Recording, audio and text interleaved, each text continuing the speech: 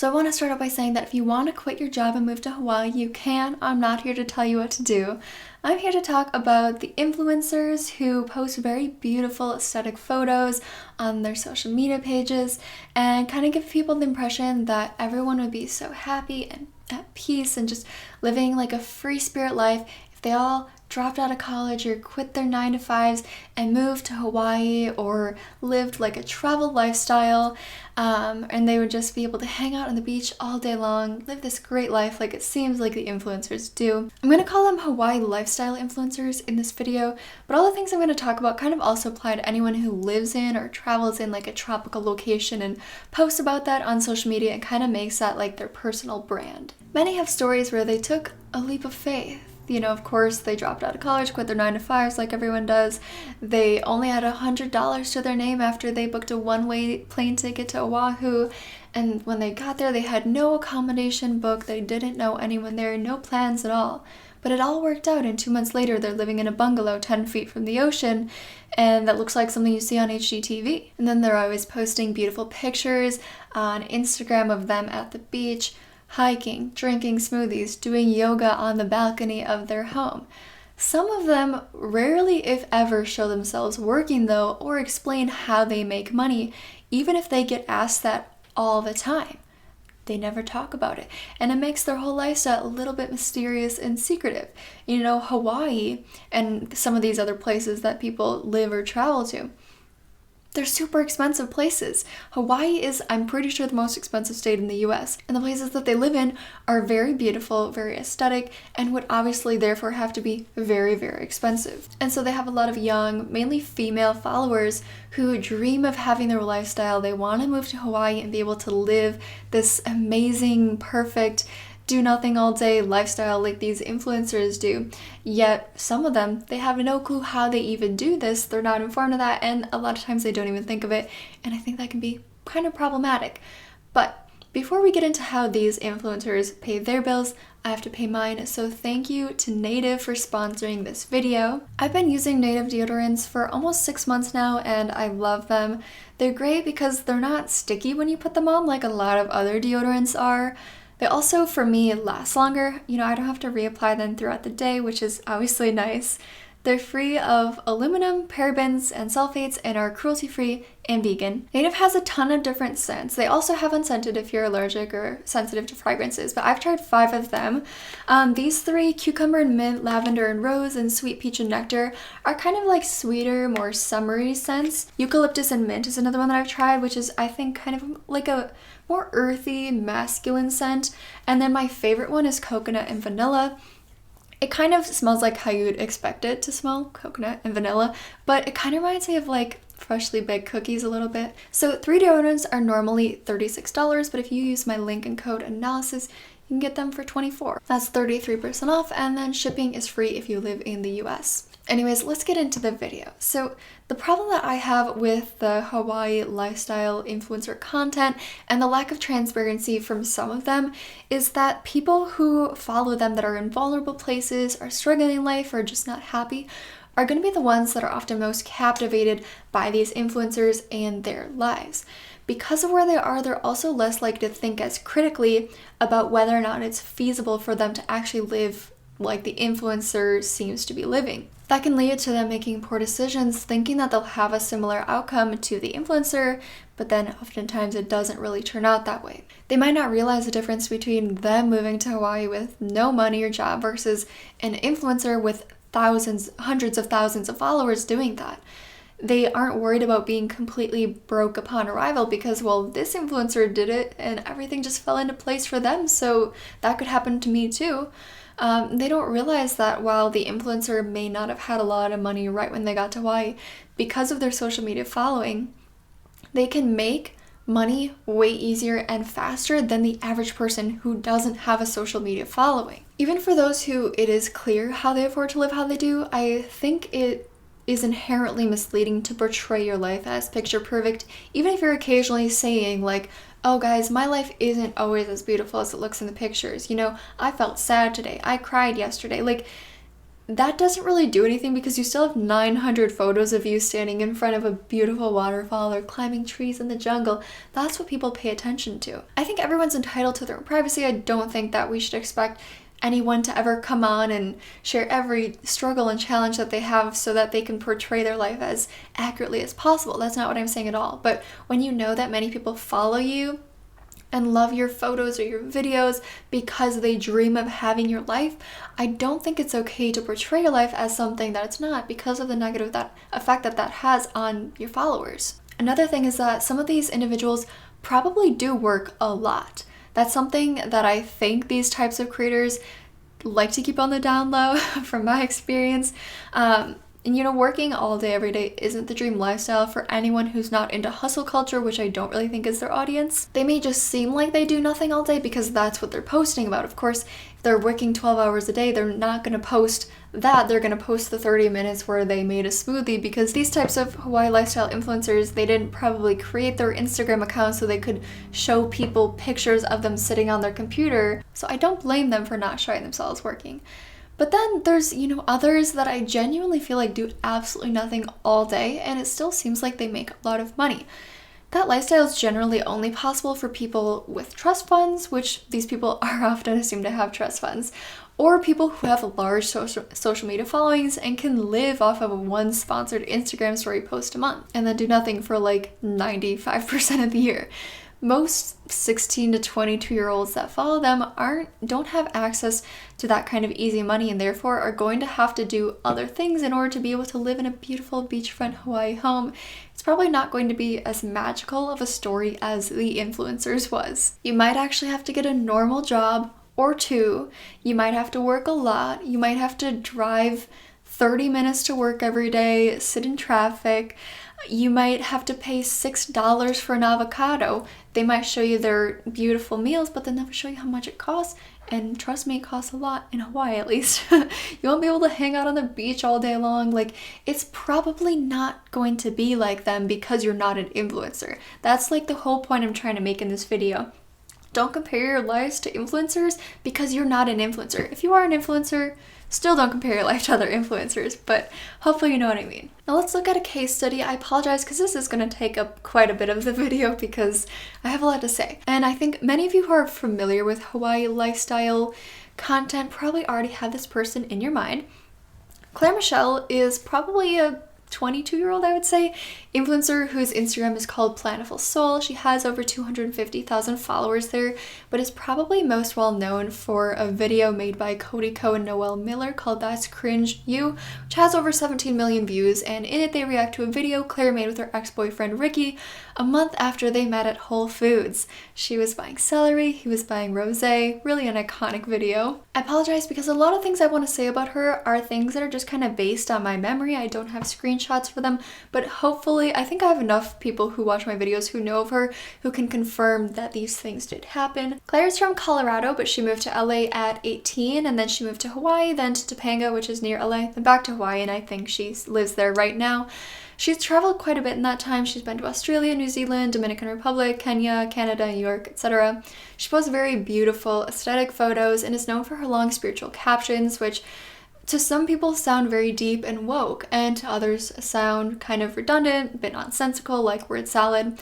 That's a little bit of a backstory on her. She's one of the influencers who you're never really sure how they afford to live the way they do.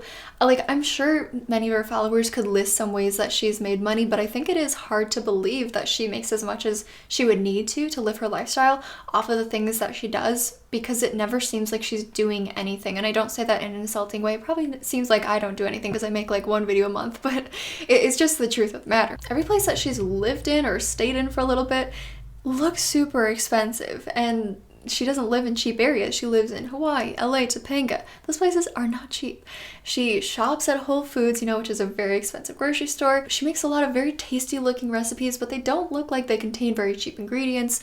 And so people wonder how she affords her lifestyle. And I have seen her been asked this question so much. I followed her a couple years ago, and over the course of many years, she has been asked this so much, and I've not seen everything she's ever posted on social media, but I genuinely don't think she's ever addressed it, which is a little fishy. But also let me know if you've ever seen her address it, because I might have just missed it. I don't think I did though. And so yet, while she kind of makes money off of selling her lifestyle, although she doesn't do it as explicitly as maybe like influencer coaches or MLMers do it, that is why a lot of people follow her. They follow her because of her lifestyle, and that's kind of intertwined with her personal brand. It's just kind of odd to me that she doesn't care to inform her followers who want to know how she forced to live this way, or be like, hey, like this lifestyle isn't attainable for most, though I doubt she believes that because she's into the law of attraction, and I'm sure she thinks that her lifestyle is attainable for everybody. You know, I just don't think it would be hard for her to like caption an Instagram post with like, hey, this is how I make money. I also make a little bit of money on the side doing this. I used to make more money from this, but I don't do that anymore. That's why I afford to live in Hawaii in these cool places. Like, that would not be that hard. And the fact that some creators don't do that probably is a factor in why a lot of people think they have trust funds. I personally am not gonna believe somebody has a trust fund unless I have some kind of evidence, and I just don't for her. But I understand if you think that. As far as I know, Claire has made money from music, YouTube videos, selling photo presets, sponsored content.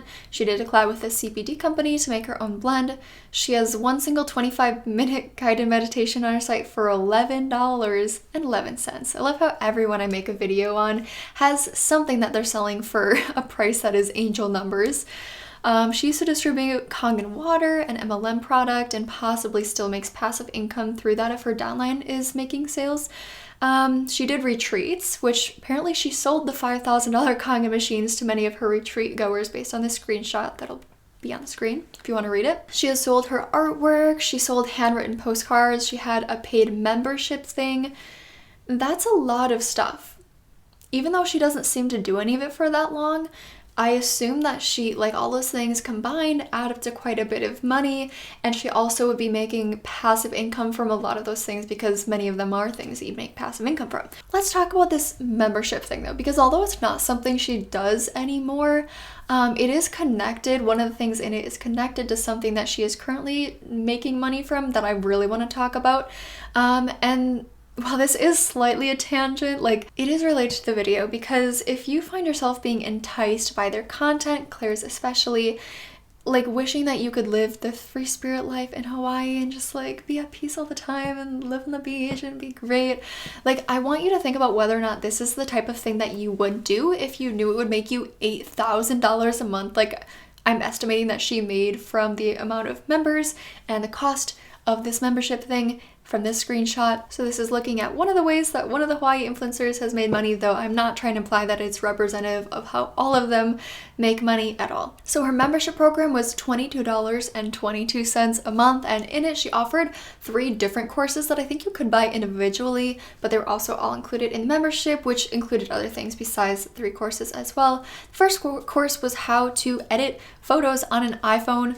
Ready to Glare has a video on this. She purchased the course and she just goes over the ridiculously basic editing advice that she had in there. Like, it's not something that you should have to pay for, in my opinion. It's stuff that you can Google super easily. I think if you watch her video, you'll agree. But she had another course on skin healing. I think it was specifically for acne. She's not a dermatologist, but somehow her clearing up her acne was all that matters. Like, it's one thing to make a free YouTube video on how you cleared up your acne, but it's another thing to charge people money for your advice on how to clear acne when you're not remotely qualified. And I'm guessing she's just basing it on her singular experience. Like, I don't see her as the kind of person to be like scrolling through PubMed, looking at these dermatology journals and then like citing peer-reviewed research. Like, I don't think she included any scientific things in there at all. If you had purchased that, let us know below, because I could be wrong, but that's just my guess. Then the third course was about intuitive eating. Trigger warning for EDs. Go to the time on the screen if you want to skip the part where I talk about that. So Claire previously had binge eating disorder, and she says that intuitive eating really helped her recover from that, which is great. I'm really happy, obviously, that she found something that worked for her. And I really believe that she wants to help others do the same. I think she has good intentions, but unfortunately, like I said in a previous video, Having the passion to help other people recover from eating disorders does not give you the expertise to do so. She's not a health coach, dietitian, nutritionist, eating disorder recovery specialist. She's not qualified, in my opinion, to talk about this and offer advice and have people pay for her advice on this subject in any way at all. Not only did she have a course on this subject, but she also now posted on her Instagram stories recently that she just finished an intuitive eating ebook, which is obviously another revenue stream for her. It's always a good thing to have from somebody who has no education in nutrition. Here's some things she says about it. My intention in creating this intuitive eating guide is to provide you with the tools and practices that will help to gently dissolve the patterns of self-sabotage that are preventing you from living in this state of divine remembrance. I do believe that self-sabotage is at least a partial reference to eating disorders. She might have other things kind of included in that, but I know she's talking about EDs at least a little bit. So not only is she making an intuitive eating guide, but she's also targeting people with eating disorders. That's just not okay, in my opinion, because she doesn't have any expertise in the area, and this is a really serious subject. Her information might have helped her, but it could really harm someone else. She says, this guide will include a 100+ page ebook revealing the rituals and practices I've used consistently over the course of the last 4 years to restore my relationship with food and my body. Also includes some of my favorite recipes and self-care tips, a guided meal blessing to infuse your food with intention before you eat, and embodiment meditation to attune your being to the purest version of you who is fully empowered in every aspect of their being. Also, the privilege in this book is unreal. I mean, it is obvious that she is extremely out of touch with reality, like more than pretty much anyone else I've ever seen.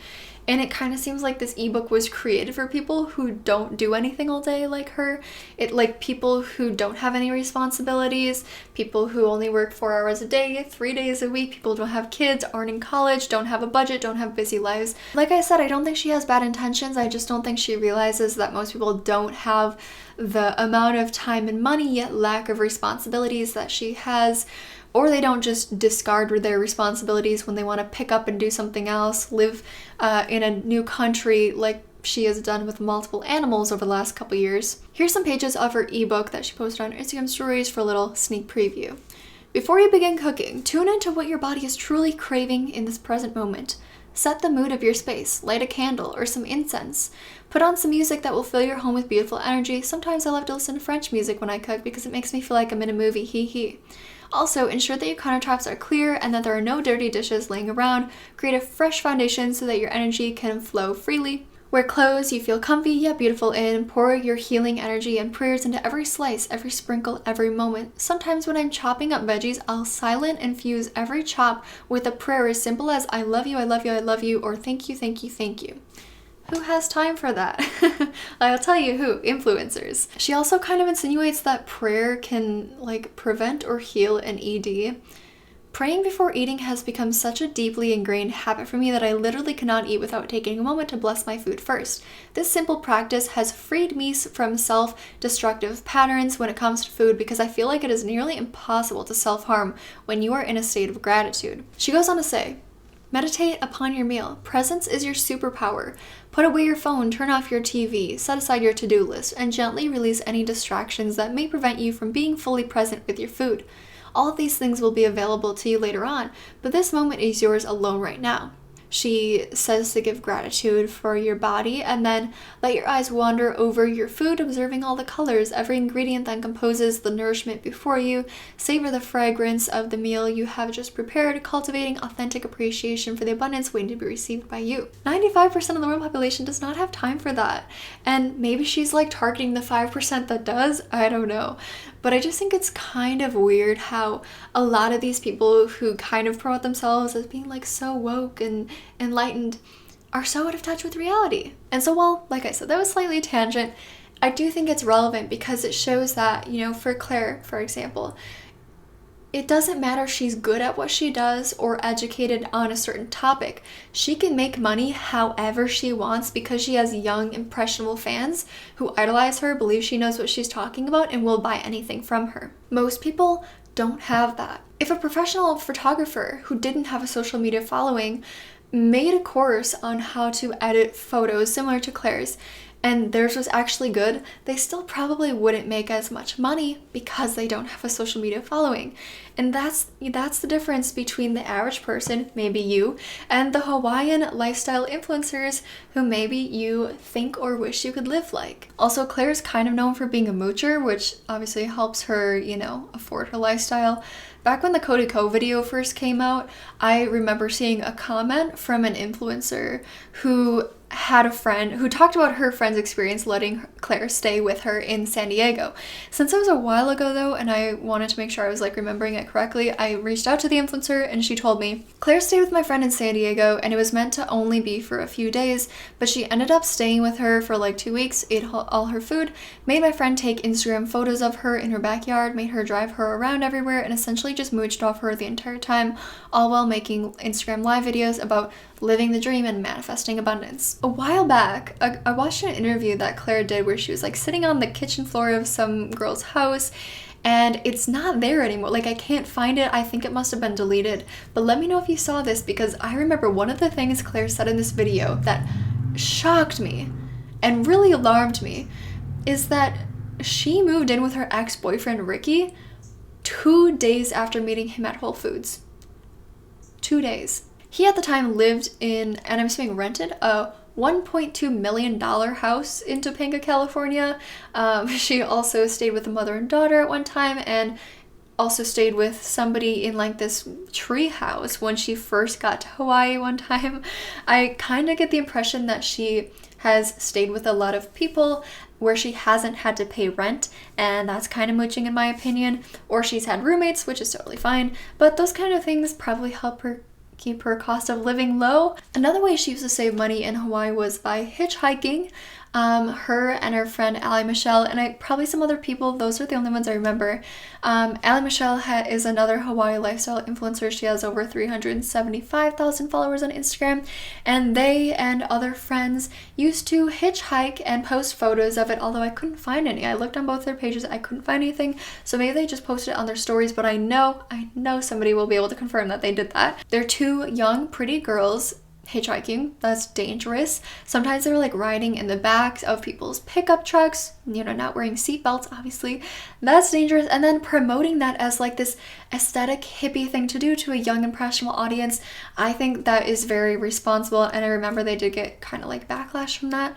And I don't mean to be rude, but Claire does seem very naive, and I think that contributed to a lot of people being worried about her because she just seems so trusting of people.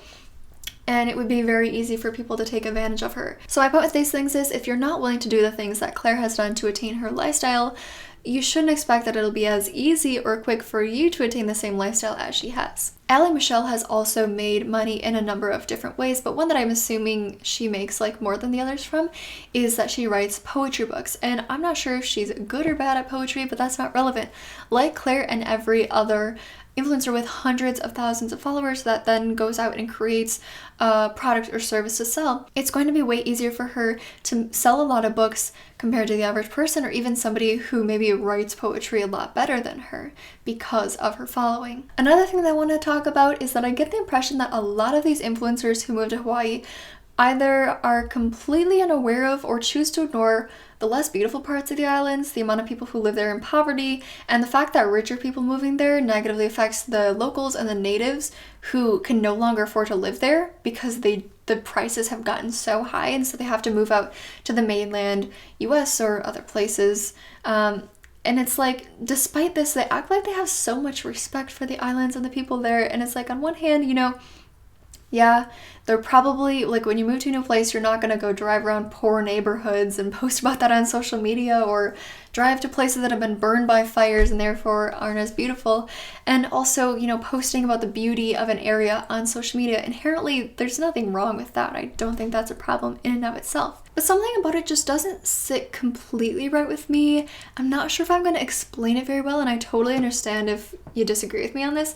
Do let me know your thoughts in the comments, because I always learn something from them. The average person does not profit from continuously glamorizing the places that they live or have traveled to. These people's personal brands are intertwined with living in Hawaii or Bali or traveling to different tropical locations. Yet they often only show the Instagram-worthy parts of those places as if that's all that exists, Yet it's not all that exists, it's just all that benefits them. To me, a lot of the Hawaii lifestyle influencers seem to act like they just live in this perfect fairy dreamland where everyone that lives in Hawaii is just happy 24/7. When in reality, there are so many people who live there who have grown up there that are struggling just to get by, and they're never going to talk about that, are they? I mean, of course there are people who do, and I'm obviously not talking about them in this video. I'm talking about the ones who fit the description of what I'm talking about. But also, I'm pretty sure like moving to a big city in general isn't the best thing. Like maybe me moving from a small town in Wisconsin to San Antonio negatively affected it because it raises costs in San Antonio, which obviously negatively affects the people who have lived here for a long time and could afford it at one time but now aren't able to because costs have gone up so much. So maybe I'm a hypocrite, maybe I'm doing the same thing that I'm criticizing them for doing, I don't know. But let me know your thoughts on this, especially if you live in Hawaii, you're born there, or if you're Hawaiian. Unfortunately, the lifestyle portrayed by these influencers is not realistic. Most people aren't going to become successful influencers. Most people who aren't successful influencers are not going to be able to easily afford to live in Hawaii when they've just graduated college or high school.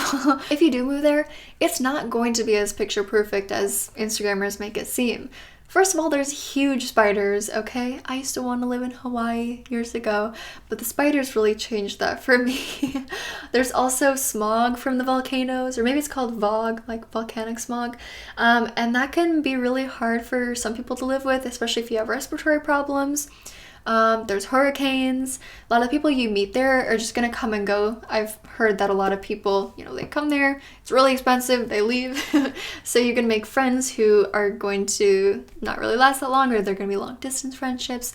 Some parts of the islands are super dry, while others are like super wet, and they rain all year long. Even if you don't care about those things, you're probably not gonna be waking up at sunrise every day, going for a run on the beach, or like laying in a hammock, reading a book for an hour while you drink a smoothie, then maybe going and laying out and tanning or going surfing, then coming back, taking an outdoor shower, making a 4-course lunch, going shopping for crystals, like doing some yoga, watching a nature documentary every day. Like, your life is probably not going to be like that because, like I said, you're going to have to work. You're probably going to have to choose between finding someone you can mooch off of, doing dangerous things like hitchhiking, or working a normal job or two just so you can afford to pay your bills and buy food. If you've not already built a following of people who will idolize you and buy everything that you sell, it's going to be a lot harder for you to make money in the same way that already established influencers like Claire and Allie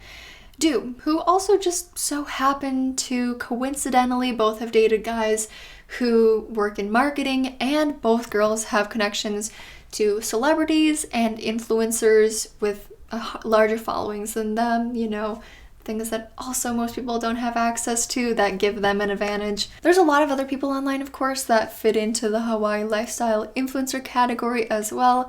But my case study on Claire was pretty long, so I figured I'd just leave it at that. Overall, I just want you to not compare your lives to people online and think that you can easily attain whatever they have or should be, and like you're a failure if you're not doing that, because there's these people in their late teens and early 20s living the dream life in Hawaii, making 6-figure months. Like, it's okay that you're not doing that. That is not how most people's lives are.